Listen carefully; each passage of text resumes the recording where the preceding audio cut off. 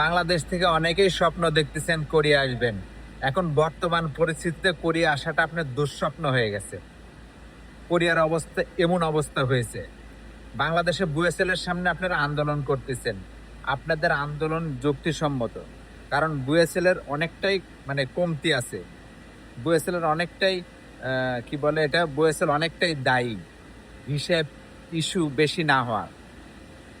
তো কোরিয়াতে এমন একটা অবস্থা, যদি কোরিয়ান মালিকদের বলা হতো যে টয়লেটে যাব, তাহলে ওনারা বলতো প্যান পাস করে থাক।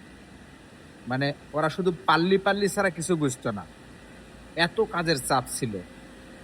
ছুটি ছেলে বলতে রিলিজলি একবারে দেশে চলে যায়, তার মানে ছুটি দিত না তো। আর এখন যে পরিস্থিতি দাঁড়াইছে, মানে কি বলবো এটা, আমার কোম্পানি কিন্তু একদম ডে নাইট কন্টিনিউ প্রচুর পরিমাণে কাজ থাকে। এ দেখুন পিছনে দেখছেন, পিছনে কোনো কাজ নাই, দেখছেন এই মেশিনটা কিন্তু বন্ধ করে রেখেছে। এই পাশটা দেখুন কোনো কাজ নাই, এদিক দিয়ে কিন্তু পুরাটা মালে ভরা থাকে।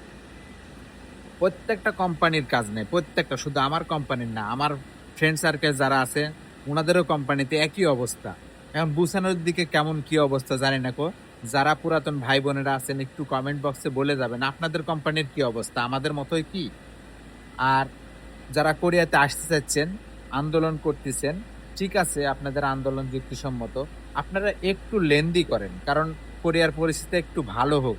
আসলে কবে নাগাদ ভালো হবে এটা আমরা নিজেরাও বলতে পারতেছি না গো।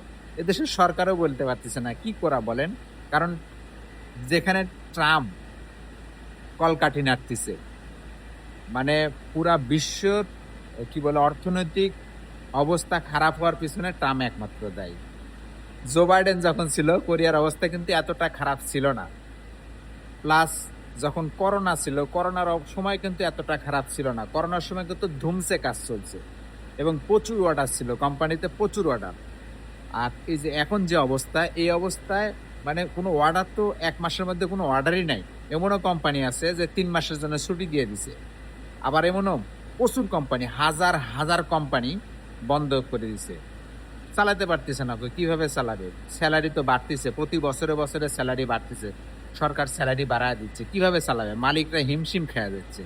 এই কারণে বলতেছি, আপনারা যারা আন্দোলন করতেছেন আন্দোলন করবেন, কিন্তু সময় মতো আন্দোলন করবেন। এখন যদি আপনারা আন্দোলন করেন, কোরিয়ার তো কাজই নাই, তাহলে কোরিয়ার সরকার আপনাদেরকে কিভাবে নিয়ে আসবে?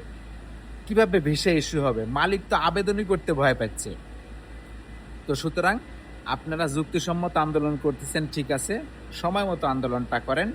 আর এখন যারা ভিসা ইস্যু